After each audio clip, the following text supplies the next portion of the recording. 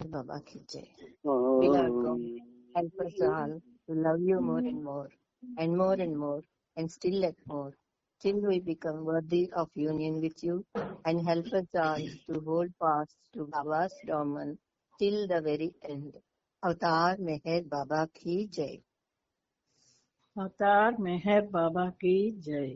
ప్రీతం మెహర్ బాబా, నీవు ప్రసాదించిన ప్రవచన సారమును గ్రహించవలసిన తీరులో గ్రహించి చదవగాహన చేసుకుని వాటిని మా జీవనములలో ఆపాదించుకుని నిజాయితీ తోడను నిర్మల ప్రేమ తోడను వాటిని ఆచరించులాగున మా అందరినీ ఆశీర్వదించు. అట్టి ఆచరణేత జీవన శైలిలో జీవించున్నట్లు మా అందరినీ అనుగ్రహించు. అవతార్ మెహర్ బాబా की जय. अवतार मेहर बाबा की जय.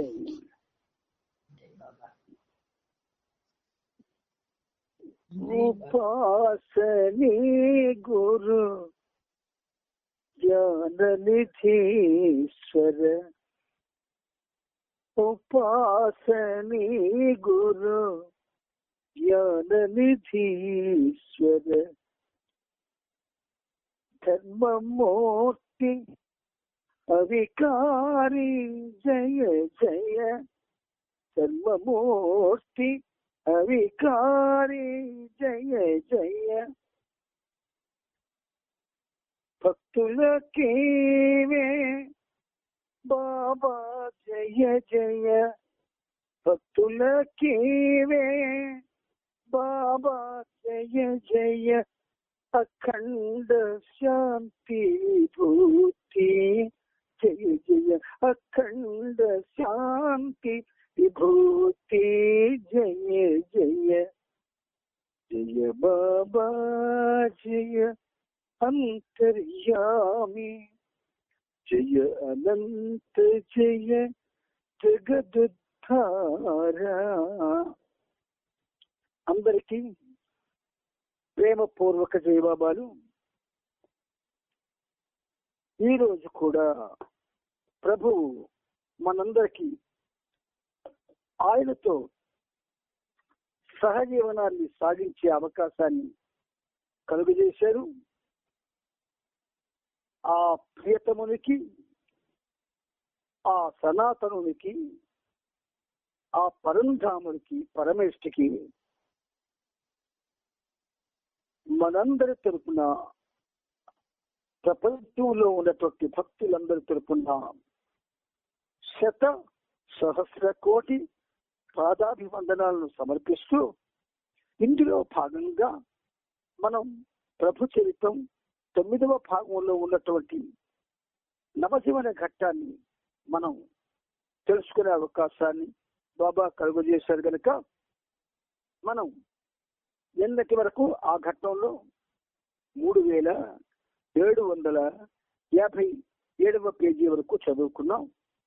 ఆ మీద లైన్లు, ఆ ముందు పేర చదువుకొని ముందుకి వెళ్ళడానికి బాబా అనుమతి తీసుకుందాం. ఈరోజు సాయంత్రం విష్ణు ద్వారా గయా ప్రసాద్ కు కబురు చేస్తూ మరునాటి నుండి ఆహారాన్ని డాక్టర్ నాథ్ ఇంటి వద్దే ఉండి పంపించమని బాబా తెలియజేశారు. ఇద్దరు డాక్టర్ల భార్యలు ఇటువంటి అవకాశం గురించే ఎంతో ఆశగా ఎదురు చూస్తున్నందువల్ల ఆ వార్త వినగానే గయా ప్రసాద్ ఎంతో సంతోషించాడు. అక్కడికి ఆపుకున్నాం. ఇప్పుడు మరికొంచెం ముందుకు వెళదాం. గురు ప్రసాద్ యొక్క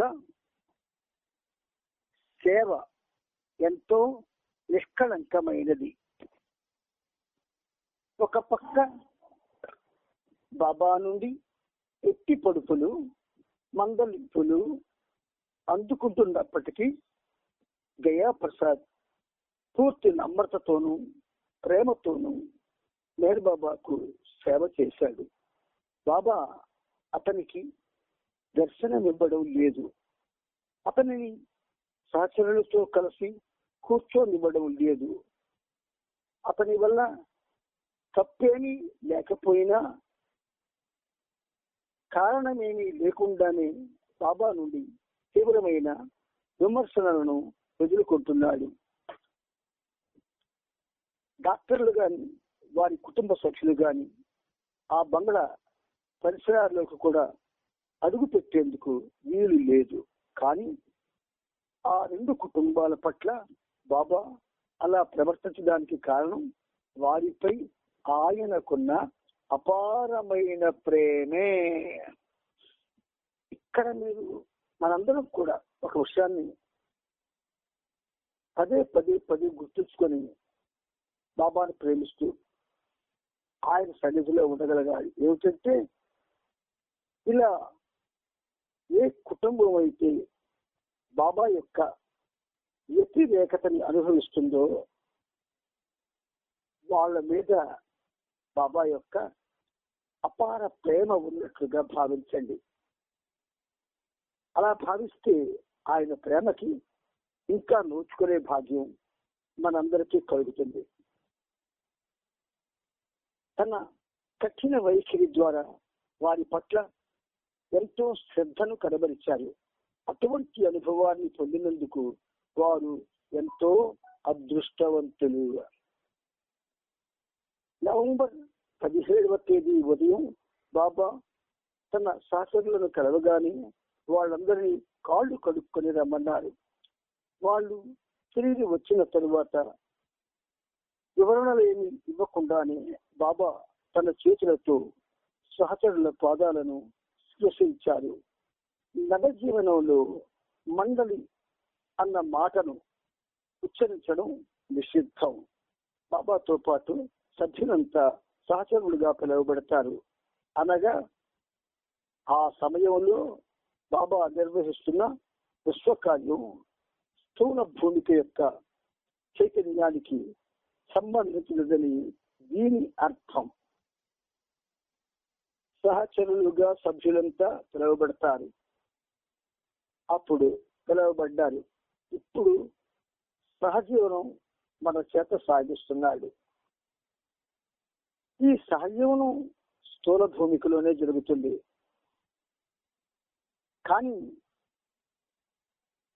బాబా సర్వే సర్వత్రా ఇప్పుడు నిండి ఉన్న కారణంగా మన యొక్క సహజీవనం బాబాతోనే సాగుతున్నది అన్న చక్కని అవగాహన, అనుభూతి మనం పొందగలగాలి. అలాగే తన కార్యానికి స్థూల ప్రపంచాన్ని కేంద్రంగా ఏర్పరచుకొని బాబా ఆ సమయంలో ఒక భక్తుని పాత్రను పోషిస్తున్నారు. అలా ఆ పాత్రను పోషిస్తూ బాబా సాధారణ భక్తులలో ఉండే బలహీనతలన్నింటినీ తన సహచరులకు తెలియజేశారు. అదే సమయంలో తన ప్రవర్తన ద్వారా బలహీనతలు లేని ఆధ్యాత్మిక మార్గం ఎలా ఉండాలో కూడా తెలియజేసేవారు. బలహీనతలతో అంటే బలహీనతలన్నీ ముంచుకొని కూడా బాబా సేవ చేయొచ్చు. ఆ బలహీనతలు లేకుండా కూడా బాబాతో ఉండొచ్చు. బలహీనతలతో ఉండి బాబా సేవ చేసి ఒంట్లో రోగం ఉంచుకొని బయటికి మామూలుగా కనబడ్డాం.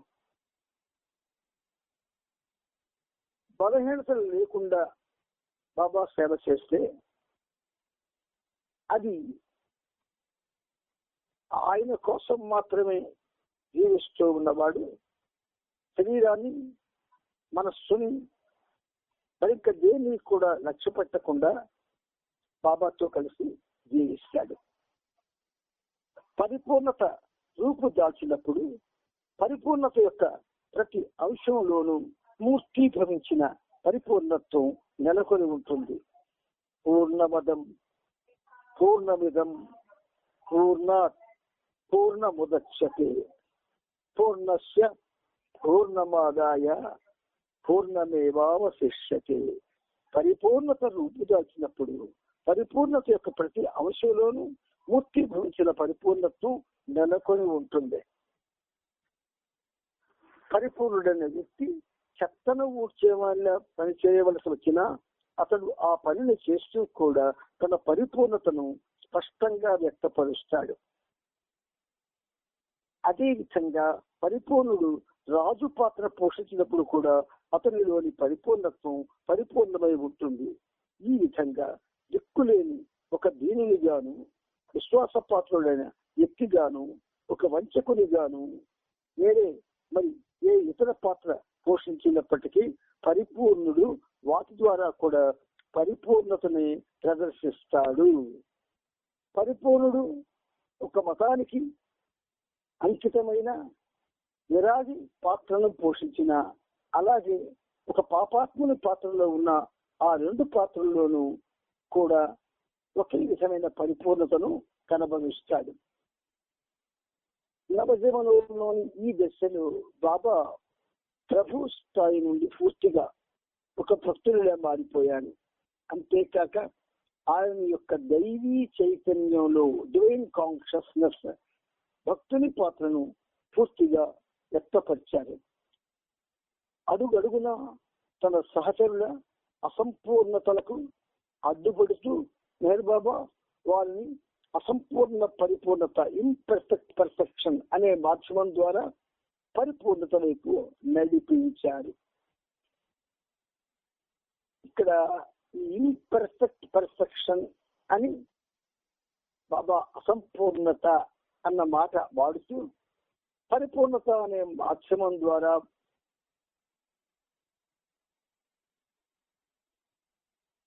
అంటే ఒక విధంగా పరిపూర్ణులతో అపరిపూర్ణం సన్నిహితంగా ఉన్నప్పుడు అది కూడా పరిపూర్ణతను సంతరించుకుంటుంది. సహచరుల పాదాలు తాకిన తరువాత బాబా వారితో గాడిదలను కొనేందుకు దాచి ఉంచిన డబ్బుతోనే మనం ఇంతవరకు నెట్టుకు రాగలిగాము. ఇప్పుడు ఈ బంగ్లాను డాక్టర్ నాథ్ ఉచితంగా ఏర్పాటు చేసినందువల్ల మనకు కొంత డబ్బు మిగిలింది. ఆ డబ్బుతో గాడిదలను కొనే డబ్బులో ఏర్పడిన లోటును కొంతవరకు భర్తీ చేద్దాం. ఆదా చేయబడిన 200 రూపాయలు, చేతిలో ఉన్న 500 రూపాయలు, మొత్తం 700 రూపాయలని 2 ఆవులు 2 ఆడగాడిదలను కొనమని డాక్టర్ నాథ్ కు ఇవ్వడం జరిగింది. ఆడగాడిదలు మనకు తప్పక ఒకవేళ వీటిని కొనేందుకు ఇంకా డబ్బు అవసరమైతే మనకు భిక్షగా ఇస్తున్నట్లు దాన్ని డాక్టర్ నాథ్ తన జేబు నుండి ఇవ్వాల్సి ఉంటుంది. ఇద్దరు డాక్టర్ల ఇళ్ల నుండి అందుకున్న మధ్యాహ్నపు భోజనం చాలా రుచికరంగా ఉంది. వారి గురించి చెబుతూ బాబా వారు తమలోని ప్రేమ భక్తి ప్రపత్తులను అవధులు దాటి చూపించగలిగారు అని వ్యాఖ్యానించారు. చూసారా కితాబ్ ఎలా ఉందో, ఎంత ఉన్నతంగా ఉందో. అవధులు దాటి భక్తి ప్రపత్తులను చూపించగలిగారు అన్నారు బాబా. ఇది బాబాను ప్రేమించినందుకు, బాబాతో ఉండాలని అపేక్షించినందుకు, బాబా నామం చేస్తున్నందుకు ఇటువంటి పరిస్థితి మనం తెచ్చుకోవాలి తప్ప దిగజారిపోకూడదు. ఆ రోజు మధ్యాహ్నం బాబా తన సహచరులందరినీ పిలిచి వారికి కావలసిన బట్టలను కొనేందుకై బెల్గాంలో నిర్ణయించినట్లు వేరుగా ఉంచిన డబ్బును అందజేస్తూ పాదరక్షలు, ఇతర అవసరమైన వాటిని కొనుక్కునేందుకు మీలో ప్రతి ఒక్కరికి 14 రూపాయల చొప్పున, చేతులకు గ్లౌస్ కొరకు మరొక 5 రూపాయల చొప్పున ఇస్తున్నాను. 100 కోటులు మరియు తలకు కట్టుకునే రుమాళ్లు కొనుక్కోవడానికి కావలసిన డబ్బు కాకాబరియా వద్ద ఉంచిన డబ్బు నుండి ఇవ్వడం జరుగుతుంది అని వివరించారు. పైన చెప్పినవి కొనడానికి మాత్రమే సహచరులు ఆ డబ్బును తాకవచ్చు. అందులో నుండి 1 పైసా కూడా దాచుకోకూడదు. 1 పైసా మిగిలిన దాన్ని భిక్షగాళ్ళకి ఇచ్చివేయాలి. అంతేగాక ఆ డబ్బు నుండి టీ, పాన్, పొగాకు మరియు ఏ ఇతర వస్తువుల కోసం 1 పైసా కూడా ఖర్చు చేయరాదు. అందరూ తప్పనిసరిగా గ్లౌస్ కొనుక్కోవలసింది. అయితే గ్లౌస్ గురించి కేటాయించిన డబ్బులో ఏ కొద్ది మొత్తమైనా మిగిలితే దాన్ని ఇతర వస్తువులు కొనేందుకు వాడుకోవచ్చు అన్నారు. బాబా ఈ విషయాన్ని ముగిస్తూ ఈ రోజు నుండి మీరు జాగరూకులై ఉండండి. ఇకపై నేనెంత మాత్రము మిమ్మల్ని సరిచేయడం గాని మీకు సహాయపడడం గాని జరగదు. మీరు కనుక జాగరూకులై అప్రమత్తతతో మెలగకపోతే వినాశమే మీ గతి. నేను నా మనస్సును అధీనంలో ఉంచుకునేందుకు ప్రయత్నిస్తున్నాను. ఈ విషయంలో ఒకవేళ నేను విఫలత చెందితే నా వద్ద తిరుగులేని ఒక నివారణోపాయం ఉంది. Master remedy. ప్రతి ఒక్కరి బట్టలు కొనుక్కునేందుకు కావలసిన ఏర్పాట్లు చేయడమేనది. అందువల్ల సహచరులందరికీ చలి నుంచి కొంతవరకు కాపాడుకోగలమనే ఆశ చిగురించింది. రైల్వే స్టేషన్ నుండి మొత్తం సామాన్లన్నింటినీ తీసుకొచ్చారు. కనబడకుండా పోయిన కంటు కట్టెలు కూడా తీసుకొచ్చారు. సహచరులందరూ బెల్గావ్ నుండి బయలుదేరేటప్పుడు ధరించిన బట్టలతోనే ఇంతవరకు ఉన్నారు. సామానులు రాగానే వారందరూ తమ దుస్తులను మార్చుకొని తమ వస్తువులన్నింటినీ సర్దుకున్నారు. వారుంటున్న బంగళా విశాలమైనదే అయినా బాబా సహచరులందరినీ వరండాలోనే ఉండమన్నారు. అలా వారందరూ రాజగృహంలో నిరుపేదల వలె బెగ్గర్స్ ఇన్ ప్యాలెస్ అలా ఉన్నారు. బెనారస్ లో గడపబోయే 2 వారాలకు సంబంధించిన ప్రణాళికలు చర్చిస్తూ బాబా ఇలా చెప్పారు. వ్యక్తిగత అవసరాలకు కావలసిన వస్తువులను కొనుక్కునేందుకు నవంబర్ 21, 22, 23 తేదీలలో మీరు బజారుకు వెళ్ళవచ్చు. 18, 19 మరియు 20వ తేదీలలో చుట్టుపక్కల ప్రాంతాలను, నదీ తీరాన్ని మరియు నగర పరిసరాలను సందర్శించడానికి వెళ్ళవచ్చును.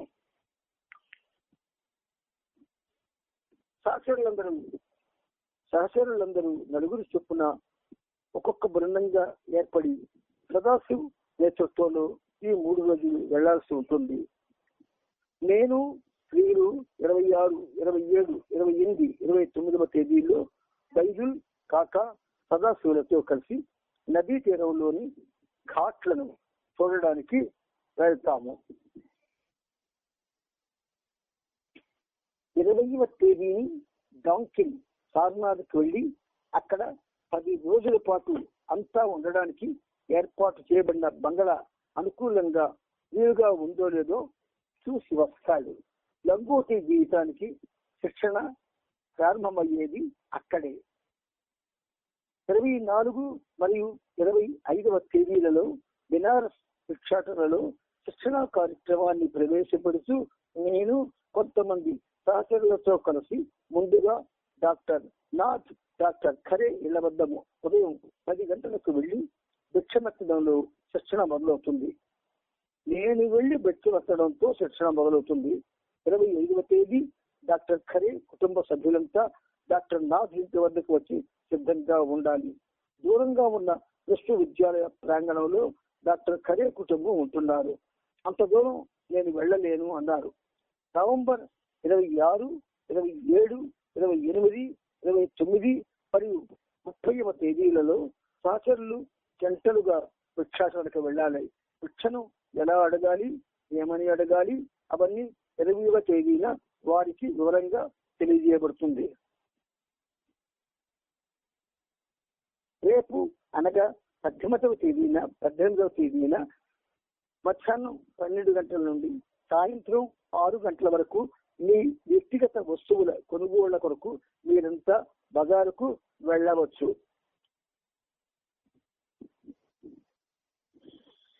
నవంబర్ 18వ తేదీ నుండి 30వ తేదీ వరకు ఏ రోజు ఏ సమయానికి ఏమేం పనులు చేయాలో తారీఖులు, సమయాలతో కూడిన జాబితాను తయారు చేయమని గనీని ఆదిని బాబా ఆదేశించారు.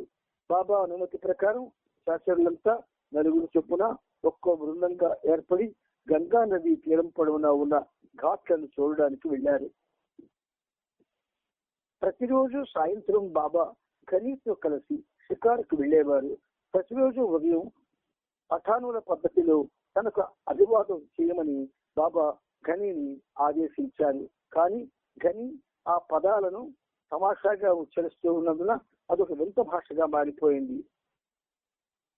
ఠాదే మాషే ఖాదే మాషే జోడే కడ్డే ఖుస్సలే కారే మషే సలామే అని ఉచ్చరించేవాడు. నల్లగా ఉండే నీరును బాబా ఆట పట్టిస్తూ నీగ్రో జంగ్లీ అనగా నల్లని అడవి దియ్యమా అని పిలుస్తూ ఉండేవాడు. అతను ఆ పిలుపుకు ఉడుక్కుంటూ ఉంటుంటే బాబా మరింత ఆనందిస్తూ అతనిని ఇంకా పంది అను లేక కుక్కను పిలుస్తూ మరింత ఉడికించేవారు. మరికొన్ని సమయాలలో బాబా అతన్ని ఆప్యాయంగా కాలాదేవ్ అనగా నల్లని దేవత అని పిలిచేవారు. బాబా ప్రతిరోజు పడుకునే ముందు గనీని ఉర్దూలో ఈ క్రింది వాక్యములను పాటగా పాడమనేవారు.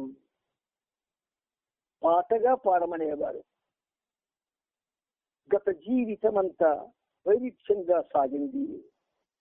ఈ రోజు కూడా ఎలాగో గడిచిపోయింది.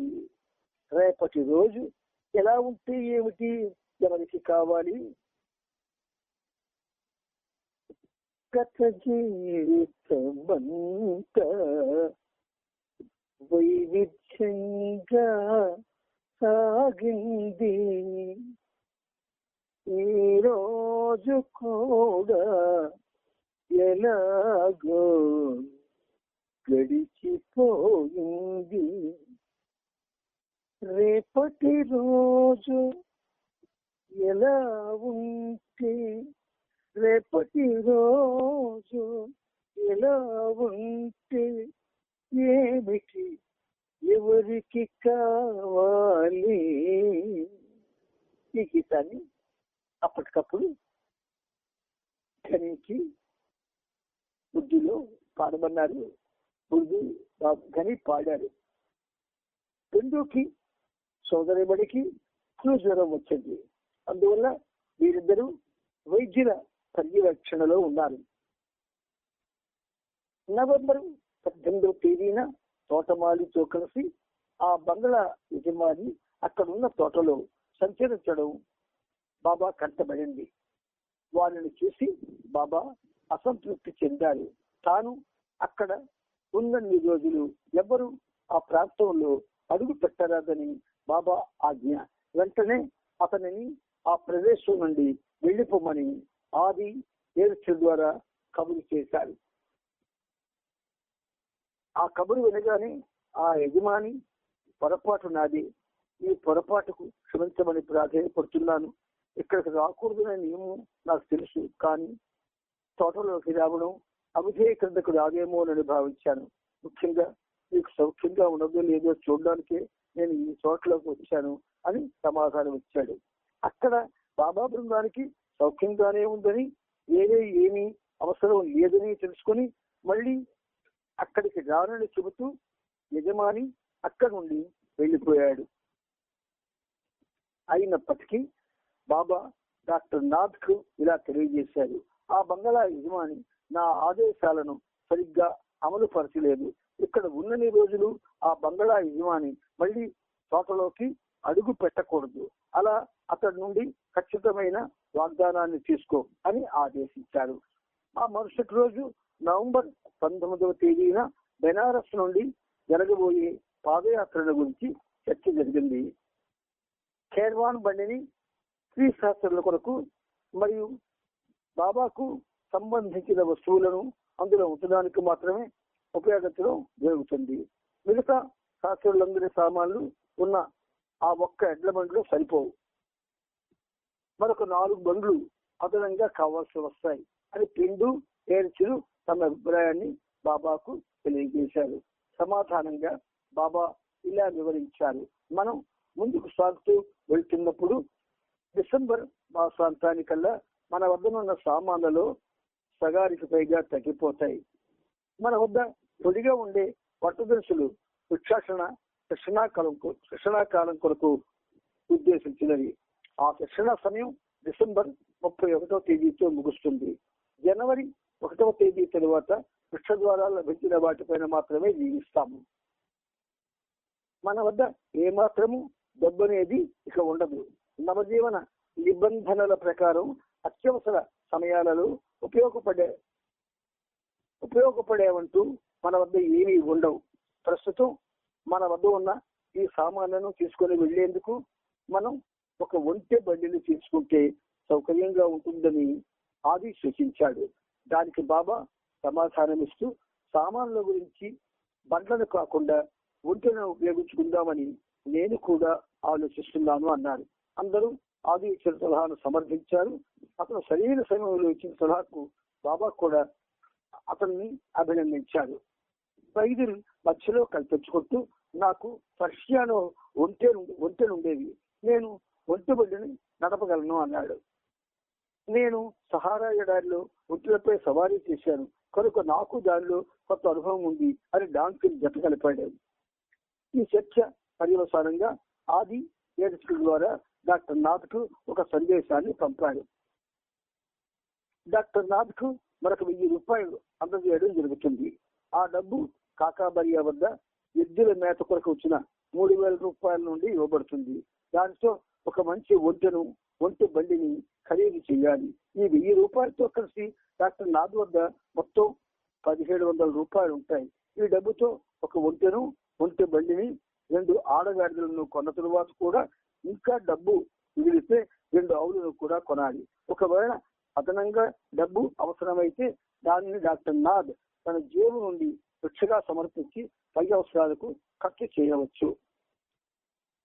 వారికి కావలసిన అన్నింటినీ సమకూరుస్తానని డాక్టర్ నాథ్ వాగ్దానం చేశాడు. అయితే ఆవులను కొనే ఉద్దేశాన్ని ఎందుకు విరమించుకున్నారో తనకు అర్థం కాలేదని, ఒకవేళ డబ్బు చాలకపోతే అవసరమైతే లోటును భిక్షగపోలో తానే చెల్లిస్తానని వివరించాడు. బెనారస్ లో ఉండే మస్తులు సాధువుల గురించిన వివరాలన్నీ తెలుసుకోమని వైద్యులకు బాబాదాస్ కు బాబా చెప్తున్న సమయంలో ఆది సీనియర్ మధ్యలో కల్పించుకుంటూ, మీరు మస్తులతో చేసే పని పూర్తయిందని మెహరాబాద్ లో చెప్పారు కదా, మళ్ళీ ఇప్పుడు ఈ సరికొత్త మస్తు పని ఏమిటి అని అడిగాడు.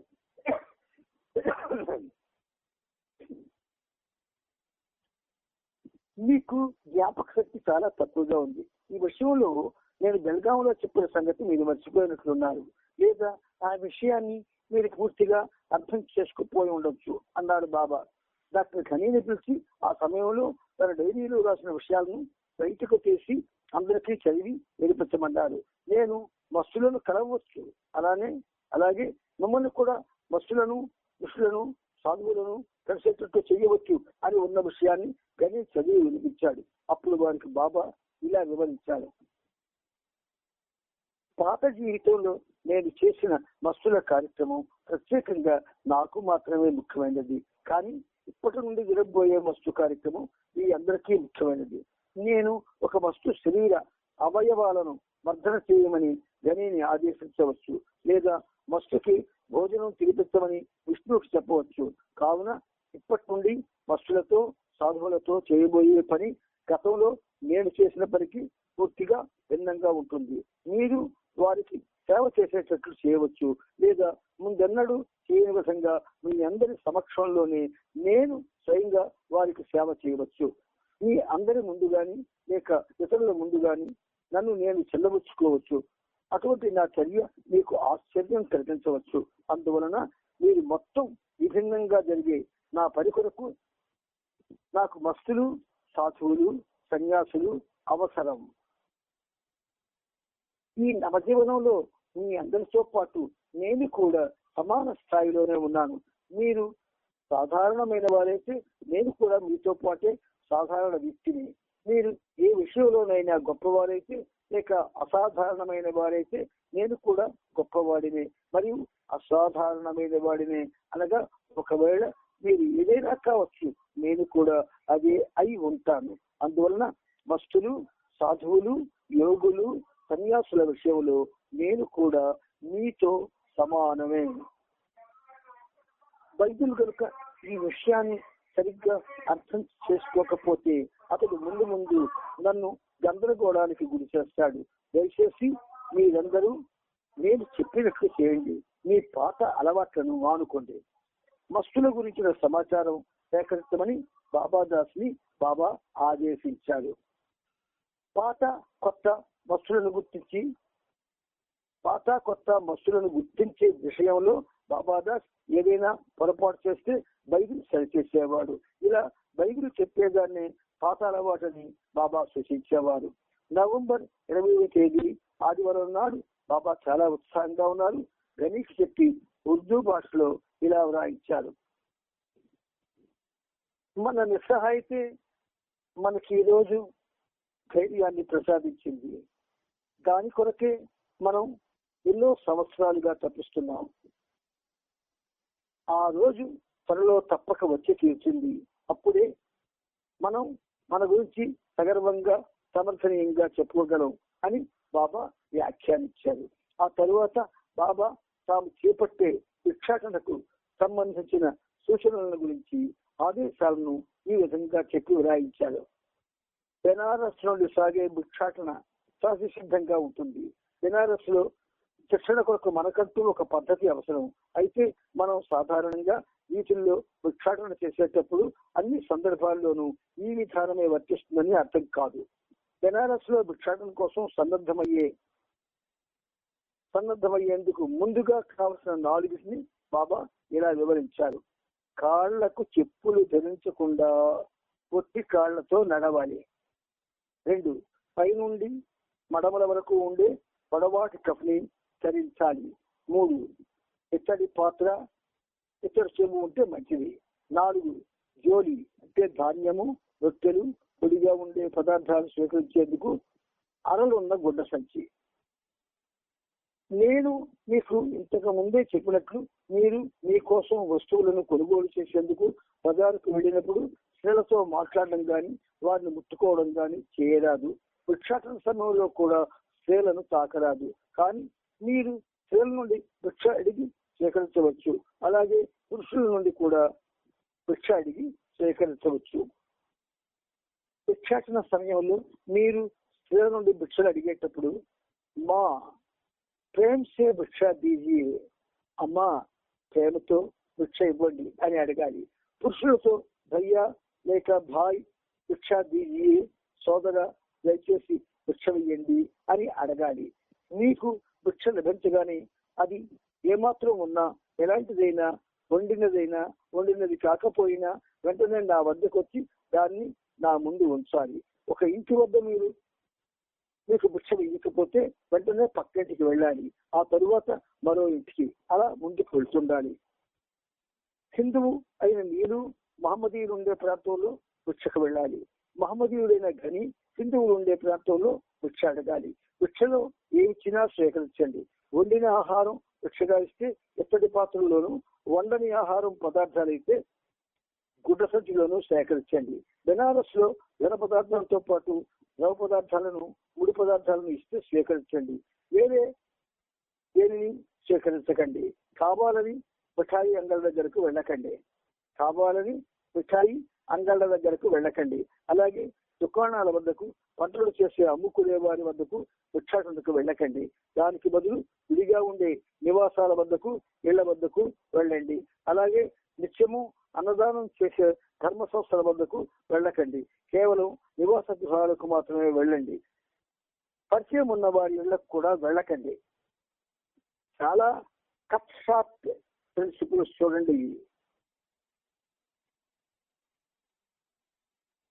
అంటే ఆయన ఎంత ప్రాక్టికల్ అవుతారో మనకు తెలుస్తుంది. 2 శాస్త్రులు కలిసి జంటగా భిక్షాటనకు వెళ్ళాలి. 2కి భిక్ష దొరికిన వెంటనే తిరిగి రావాలి. ఎవరైనా మీకు అభినందనలు తెలిపినా లేదా భక్తి ప్రపత్తులు ప్రకటించినా మీరు కూడా వారికి అలాగే బదులివ్వండి. ఎవరిని రెచ్చగొట్టకండి. అలానే మీరు కూడా ఎవరేం చేసినా రెచ్చిపోకండి. హిందువైన నీరు ఒక మహమ్మదీయుల చేత అవమానింపబడినట్లయితే అతని పట్ల కోపాన్ని ప్రదర్శించకుండా వెంటనే వేరే ఇంటికి వెళ్ళాలి. ఎవరు ఎంతగా రెచ్చగొట్టినా కూడా కోపాన్ని ప్రదర్శించకండి. రాత్రి 7 గంటల వరకు ఏ రకమైన భిక్ష దొరకకపోతే వెనక్కి తిరిగి వచ్చేయవచ్చు. చెప్పిన తేదీల ప్రకారం ఆ రోజుల్లో ఉదయం 10 గంటలకు భిక్షాటన జరగాలి. ఎవరైనా మీ సంచిలో ఆహార ధాన్యాలతో పాటు నాణ్యం వేయడం మీరు గమనిస్తే వెంటనే దాన్ని ఇచ్చిన వ్యక్తినే తిరిగి వెనక్కి తీసుకోమని అభ్యర్థించండి. ఆ వ్యక్తి దానిని తీసుకునేందుకు అంగీకరించకపోతే మీరు అప్పుడు అక్కడే ఆ సంచిలోని పదార్థాలన్నింటినీ బయటికి తీసి సంచిని ఖాళీ చేయండి. ఒకవేళ ఆహారం పదార్థాలతో పాటు నాణ్యం వేసినప్పుడు మీరు చూడకపోయినట్లయితే అది మీ తప్పు కాదు. నవజీవనంలో మనం ప్రయాణం చేస్తున్నాం. అప్పుడు మనం లేకపోయినా ఎంత అద్భుతమైనటువంటి ప్రయాణమో చూడండి మనది. అంటే ఆయన ఎంత ప్రేమ మన పట్ల చూపిస్తున్నాడో చూడండి ఆయన. అందువల్ల మనం చాలా దృష్టోత్తులం. బాబాతో నవజీవంలో నాడు వాళ్ళు, కానీ ఈనాడు మనం. అంచేత ఆ ఆనందాన్ని మనం పొందుతూ ఉన్నాం. ఇది బాబా ఇచ్చినటువంటి ఒక అవకాశం. ఆయనకి మనం ఏం చిరుణం తీర్చుకోగలని చెప్పండి. అందుకే నిరంతరం ఆయన నామస్మరణ చేస్తూ, ఆయన కోసం ఆలోచిస్తూ, ఆయన ప్రేమ పొందాలని తప్పిస్తూ ఉండగలిగితే ఆయన చాలా సంతోషిస్తారు. అవతార్ మెహర్ బాబా కీ జై, అవతార్ మెహర్ బాబా కీ జై, అవతార్ మెహర్ బాబా కీ జై. చిన్న గ్యాప్.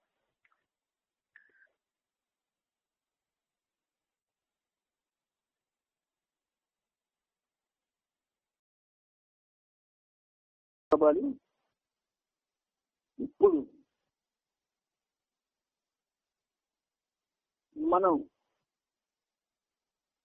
నిన్నటి గీతం యొక్క ఆఖరి చరణాన్ని మనం బ్యాలెన్స్ ఉంచాము చెప్పుకోవడానికి. దానిపై ఆ చరణం ఇప్పుడు మనం పాడుకొని అందులోకి ప్రయాణం చేద్దాం.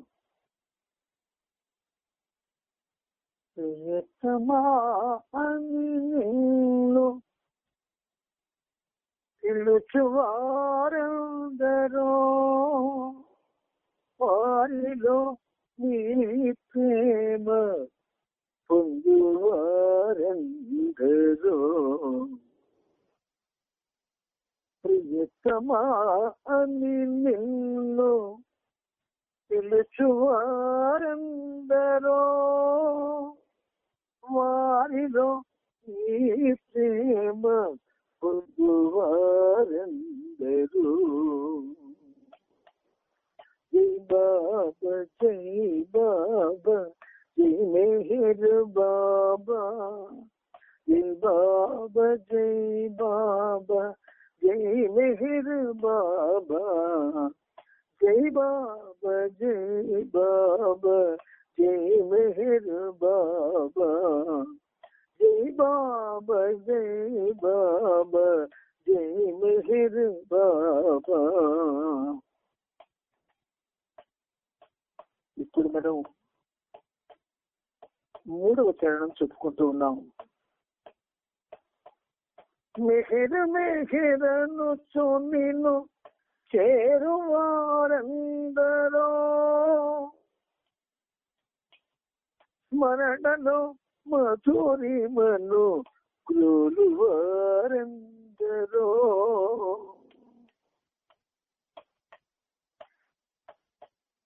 మెహర్ మెహరను నిన్ను చేరువారందరో స్మరణలో మధురిమను క్రోలువారందరో.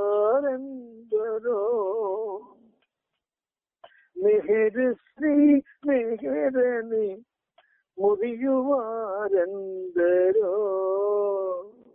మెహర్ శ్రీ మెహరని మురియువారందరో. మౌనమున ప్రేమించు మాన్యులింకెందరో. ప్రియతమా అని నిన్ను పిలుచువారందరో వారిలో నీ ప్రేమ పొందువారందరో. జై బాబా జై బాబా జై మెహర్ బాబా, జై బాబా జై బాబా జై మెహర్ బాబా, జై బాబా జై బాబా జై మెహర్ బాబా జై బాబా జై బాబా జై మెహర్ బాబా. ఈ 3వ చరణం. మొదటి చరణంలో కోరికలు కోరము అని అంటూనే కోరు వారందరూ అన్నారు బాబా. ప్రేమ కొరకే నిన్ను చేరు వారందరూ అన్నారు. భక్తి కొరకే నిన్ను పిలుచువారందరూ అన్నారు. ముక్తిని ఆశించేసి మనుషులు ఇంకెందరూ అని అన్నారు. 2వ చరణంలో నీవే దేవుడు అనొచ్చు చేరువారందరూ అన్నారు. నిన్ను కూడా భజన చేయువారందరూ అన్నారు. ఎటల పాలగుచు నేను విడువరింకెందను మహిములను కోరి నేను చేరువారందరూ అని 4వ పాదంలో అన్నారు. ఇప్పుడు ఇందులో మెహర్ మెహర్ అనొచ్చు నిన్ను చేరువారందరూ అంటారు. నామం మెహర్ మెహర్ అనొచ్చు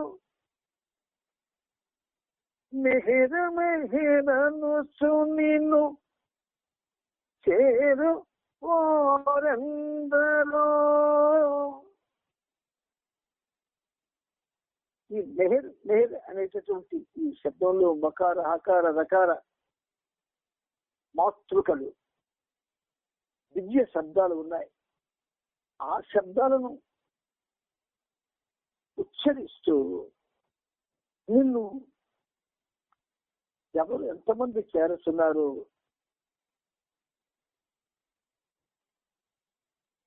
అలా చేరిన వాళ్ళు, అటువంటి వాళ్ళలో ఆ స్మరణలో మధురిమ ఎంతమంది త్రాగుతూ ఉన్నారు.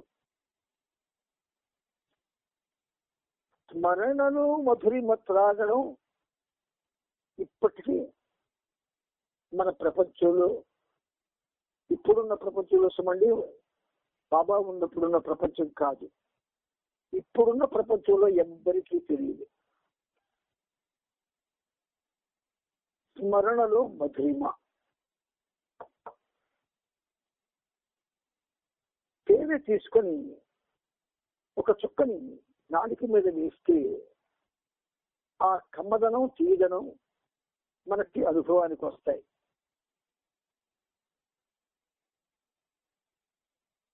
తీపి పదార్థం ఏదైనా నాలుక మీద పెడితే ఆ తీయందనం ఆ మాధుర్యం మనకి అనుభవానికి వస్తాయి. మరి మెహర్ మెహర్ మెహర్ మెహర్ మెహర్ మెహర్ మెహర్ మెహర్ అని అనడంలో తీయందనం ఎలా ఉంటుంది, అది ఎలా ఉంటుంది, అది ఇంతవరకు మనకు తెలియలేదు.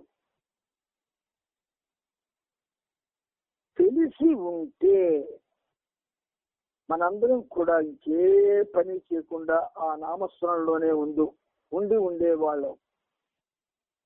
దాని యొక్క మాధుర్యం మధురిమ మనకు తెలియదు. చేత నామస్మరణ చేస్తూ ఉంటే కదా, అలా చేస్తూ చేస్తూ చేస్తూ చేస్తూ ఉండగా అందులోంచి మాధుర్యం వీడి చనికి వస్తుంది.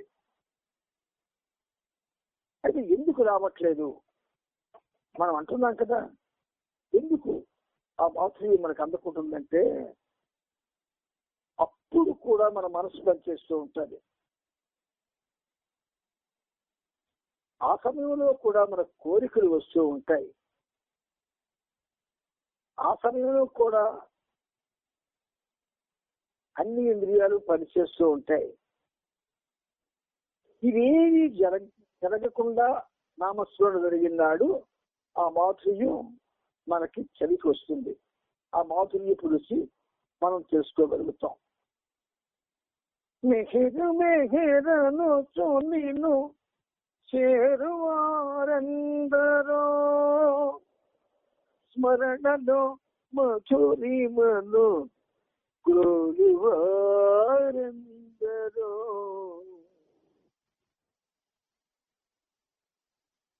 ఏదో మొక్కుబడిగా సంకీర్తన తరువాత 2 నిమిషాలు మౌనము, ఆ తర్వాత నామస్మరణ అంటే చేస్తున్నామేమో గాని కేవలం నామస్మరణే ప్రధానంగా తీసుకొని మన బాబా ప్రేమికుల్లో ఎవ్వరు చేస్తున్నారు అలా చేసే వాళ్ళు ఎవరైనా ఉన్నారో లేదో మనకు తెలియదు.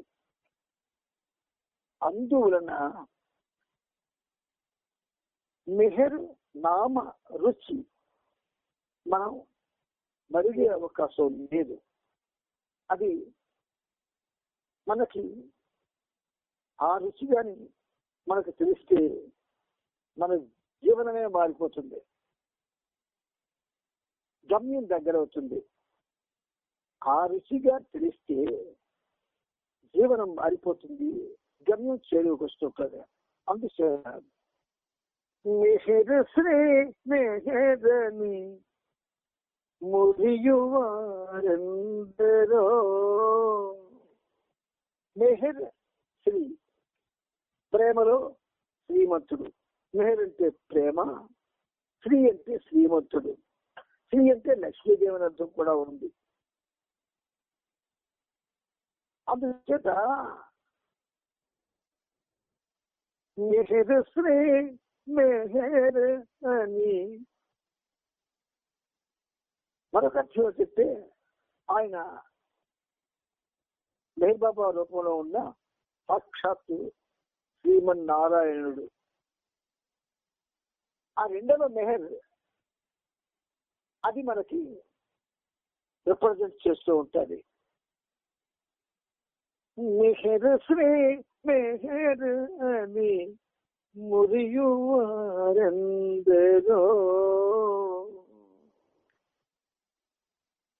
శ్రీమన్నారాయణమూర్తి శ్రీ నిధి. ఆయన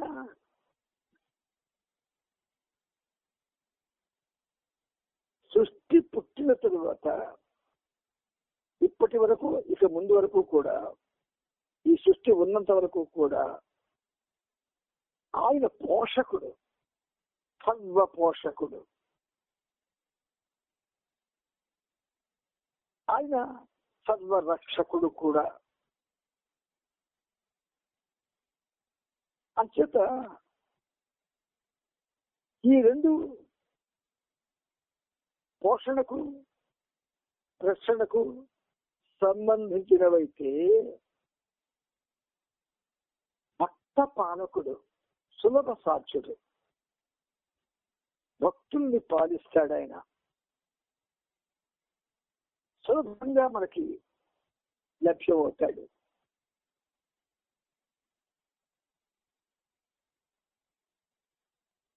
ఆయనకి కావాల్సింది ఏంటంటే హృదయ ఆర్తి.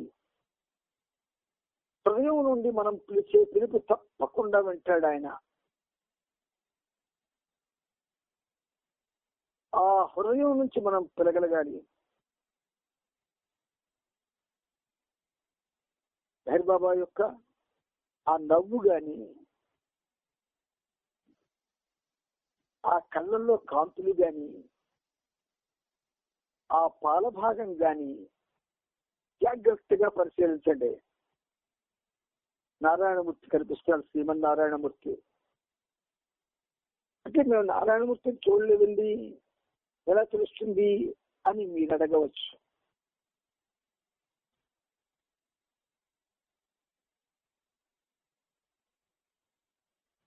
ఆకాశాన్ని మనం చూస్తున్నామా? గాలిని మనం చూస్తున్నామా? లేదు కదా. అది అనుభూతికే వస్తుంది. అందుకని మెహర్ శ్రీ మెహర్ అని మురియువారందరో. మౌనమున ప్రేమించు మాన్యులించెందరో. మనం చేసిన పనులేమి చెయ్యకుండా బాబాని మౌనంగా ప్రేమిస్తున్న వాళ్ళు ఉన్నారు. ఈ పనిముట్టు అటువంటి వాళ్ళ సాంగత్యం చేసిందే, ఏమి చేయలేదు, మౌనంగా ఆయన్ని ప్రేమిస్తూ ఉంటాడంటే. అందుచేత అసలు ఆ మౌనం అనేది బాబా యొక్క శక్తి. అనంత శక్తికి తాత్కాణమే ఆ మౌనం. మరి మౌనంగా ఆయన్ని ప్రేమిస్తూ మైమరిచిపోతూ రోజులు, మాసాలు, సంవత్సరాలు గడిపిస్తున్నారంటే వాళ్ళు ఎంత గొప్ప వాళ్ళో ఆలోచించండి. తపస్సు కంటే గొప్పది. మెహర్ శ్రీ మెహర్ అని మురియువారెందరో, మౌనమున ప్రేమించు మాన్యులించెందరో. ప్రియతమా అని నిన్ను పిలుచువారెందరో, వారిలో నీ ప్రేమ పొందువారెందరో. జై బాబా జై బాబా జై మెహర్ బాబా, జై బాబా జై బాబా జై మెహర్ బాబా, జై బాబా జై బాబా జై మెహర్ బాబా. ఆయన యొక్క ప్రేమ వలన మనం ఈ సహజీవనాన్ని మధురంగా గడుపుకోగలుగుతున్నాం. ఇందులో భాగంగా బాబా యొక్క జీవిత చరిత్రని మరియు ఆయన్ని కొనియాడు పాడే ఆ గీతాలని, సంకీర్తనల్ని, గజల్స్ని, కవాలీస్ని అన్నీ మనం పాడుకోవచ్చు. కానీ ఇది కేవలం మనకి ఆయన ఎందుండే ప్రేమకి మనం ఏం చేయగలము, ఏం చేస్తాం, ఏమి చేయలేము, ఏది వదులుకోం, ఏది పోగొట్టుకోం. అన్ని పదిలంగా ఉండాలి, ఆయన ఉండాలి మనతోటి. కానీ అలా ఉండరు బాబా. ఆయన అలవాటు ఆయన భక్త పరిపాలకునిగా ప్రపంచంలో పిలువబడినప్పటి నుంచి ఒకే అలవాటు ఆయనకుంది. ఎవరైతే తపిస్తారో, ఎవరైతే స్మరిస్తారో, ఎవరైతే ఆయనకి విధేయులుగా ఉంటారో అటువంటి ఉన్నతమైన ఆత్మల్ని ఆయన ప్రథమ రక్షణ చేస్తాడు ఆత్మలకి. అంతేత మనం ఆ పరిస్థితిలోకి వెళ్ళడం కోసం చేసే ప్రయత్నంలో చిన్న ప్రయత్నమే ఈ సహజీవనం. ఇది ఆయనతో పాటు జరుగుతూ ఉన్నది కనుక ఆయనతో పాటు చేస్తున్న ఈ సహజీవనంలో మనం ఉంటున్నాము అన్న భావన చాలా చాలా తప్పు. ఆయనే ఉంటున్నాడు, మనం లేవు. ఈ సహజీవనం వినడానికి, అనుసరించడానికి ఇప్పుడు ఈ 9 to 10 ఈ కాలంలో ఆయనే ఉంటున్నాడు, మనం లేవు, మనం ఉండడం లేదు. అయినా అవకాశం బాబా ఇస్తున్నాడు మనకి. ఇప్పుడు మనం మరొక చక్కని గీతంలోకి, నిజము నేను లేనే లేను, నిజము నేను లేనే లేను.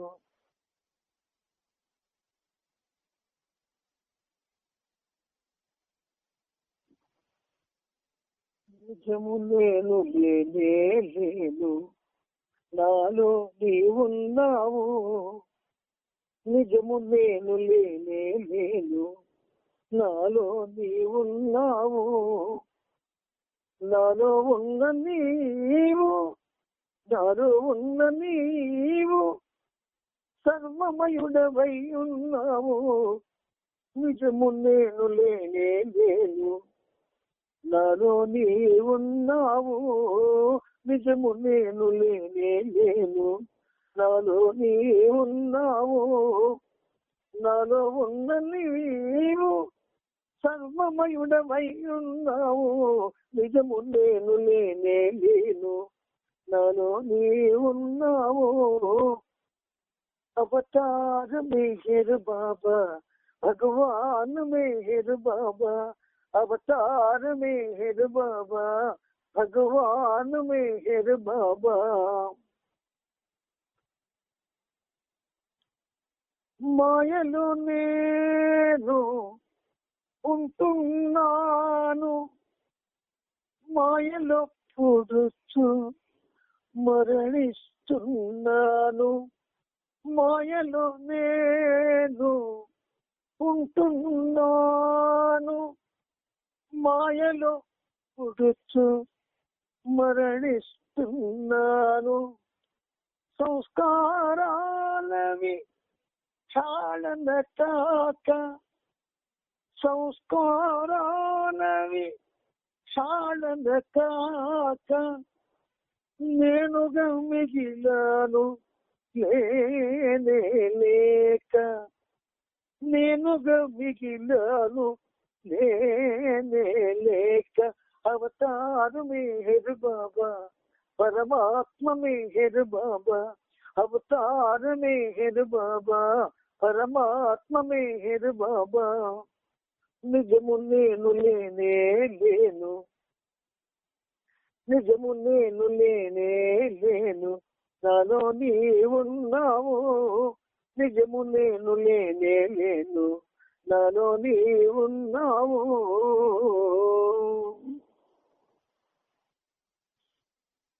గతమే లేని వర్తమానమిది, భవితవ్యము మరి లేనే లేనిది. గతమే లేని వర్తమానమిది, భవితవ్యము మరి లేనే లేనిది. ఉండే లేని మాయా జగతిలో, ఉండి లేని మాయా జగతిలో ఉన్నది నాలో నీవే,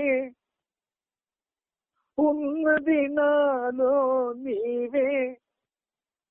అవతార్ మెహర్ బాబా, భగవాన్ మెహర్ బాబా. అవతార్ మెహర్ బాబా, పరమాత్మ మెహర్ బాబా. నిజము నేను లేనే లేను, నాలో నీవున్నావు. నిజము నేను లేనే లేను, నాలో నీవున్నావు.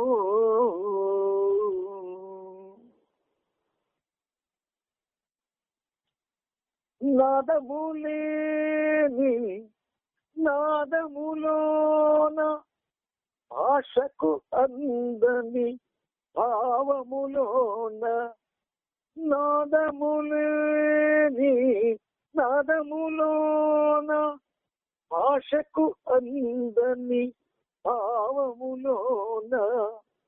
మెహర్ మెహర్ శ్రీ ధ్వనిజనియుతే, మెహర్ మెహర్ శ్రీ ధ్వనిజనియుతే. యద యద దివి నిపించే. అవతార్ మెహర్ బాబా, పరమాత్మ మెహర్ బాబా. అవతార్ మెహర్ బాబా, పరమాత్మ మెహర్ బాబా. నిజము నేను లేనే లేను, నాలో నీవున్నావు. నిజము నేను లేనే లేను, నాలో నీవున్నావు.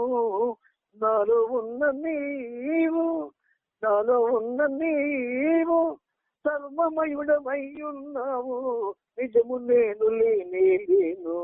నాలో నీవున్నావు, నిజము నేను లేనే లేను. నాలో నీవున్నావు. अवतार मेहर बाबा, परमात्मा मेहर बाबा, अवतार मेहर बाबा, परमात्मा मेहर बाबा, अवतार मेहर बाबा, परमात्मा मेहर बाबा, अवतार मेहर बाबा की जय. చాలా కాలం కిందట బాబా ఒక ప్రోగ్రామ్ లాగా ఈ ఇప్పుడు మీరు వింటున్నవన్నీ కూడా ఆయన రాయించారు. యథార్థానికి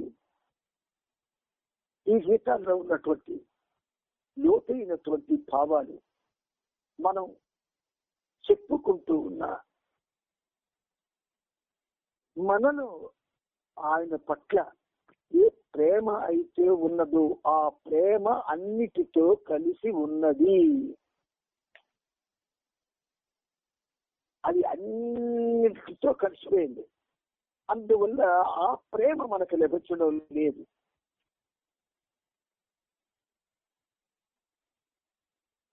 అందుచేత మనం ఎన్ని గీతాలు పాడుకున్నా, ఎన్ని కసరత్తులు చేసిన, ఎన్ని కార్యక్రమాలు చేసిన, చివరికి లక్షలు లక్షలు లక్షలు ఖర్చు పెట్టినా సరే ఆయన ప్రేమలోని ఒక చిన్న వేసవెత్తు కూడా పొందడానికి అవకాశం మనకుండదు. ఇది మీరు ప్రేమతో గ్రహించండి. ఆయన సులభ సాధ్యుడే. ఎవరికి? ఆయన కోసం మాత్రమే జీవించిన వారికి. ఆయన కోసం మాత్రమే జీవించడమంటే మన యొక్క బాహ్య జీవనాన్ని విస్మరించమని కాదు. బాహ్య జీవనంలో ఏమున్నాయి మనకి? కర్తవ్యం ఉంటుంది. అంటే ఏ కర్తవ్యం అయితే ఆయన చేత అందివ్వబడింది అదే ఉంటుంది. అంతకు మించి ఉండదు ఇంకేది. ఆ కర్తవ్యంలో సంసారం అయితే సంసార సంబంధమైన కర్తవ్యాలు ఉంటాయి. సన్యాసి అయితే వారికి అసలు బంధనాలే ఉండవు. కానీ మనం సంసారంలో సన్యాసులు అంటే రెండు కావు. ఎందుకంటే ఇటు సంసారానికి కూడా సంపూర్ణంగా మనం న్యాయం చేయలేకపోతున్నాం, మరో పక్క ఆయనకు కూడా సంతోషాన్ని కలిగించలేకపోతున్నాం. అందుకే అన్నిటికంటే ముఖ్యముగా నిన్ను సంతోషపెట్టుటకు మాకు అర్హత కలుగునట్లు ఆశీర్వదించు అని అడుగుతూ ఉన్నాం. ప్రయత్నం మాత్రం జరగడం లేదు. అవతార్ మెహర్ బాబా కీజే, అవతార్ మెహర్ బాబా కీజే, అవతార్ మెహర్ బాబా కీ జై.